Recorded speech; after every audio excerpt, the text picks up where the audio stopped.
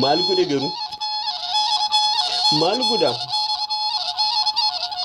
ilmaan haadha takkaa gargar facaafamni gurra saasa wayyaaniin kun allaattiin nyaatamne maal godhe garuu Meeditiraaniyaa galaana guddicha ilmaan Oromoodhaaf ta'ee fi hagicha qurxummii soorata dhiiga Oromoodhaaf dhiiga Oromtichaa waan ta'uu wallaalee biyyarraa baqate jiraachuu diddaadhaaf achisiisee hatee saba ofiif jecha qomoo ofiif jecha tan jirre mudate maal goone garuu gubaa garaa kootii eenyutu naa arga obsuu qaba silaa garaatu na raaka imimmaaniin of jiisee furriidhaan of laaqaa isa daabboo waliin kutachaa waliin nyaannee marqaa mana waliin ijaare dhoqqee waliin laaqaa maal godhe garuu seenaanatti hin ta'u osoo wal agarree nagaa waliin jenne osoo waliin argin gargaraan baqannee kanaaf waan ta'u wallaalee garaan koo gubadhee laalanatti ta'e tan jirre mudadhe maal godhe garuu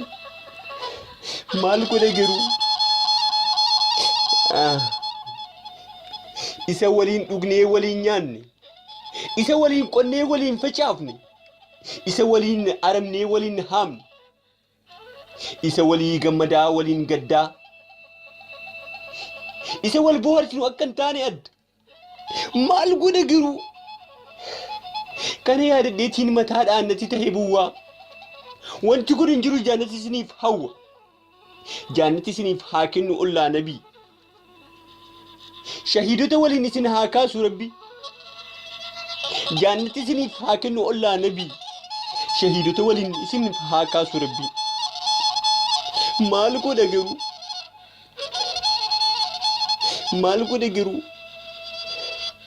eenyu ka akkas odeessuu jedhee ka gafaatu sin dhabamu maqaan koo obsan tamaam jedhama ani Oromoodha biyyaan Oromiyaa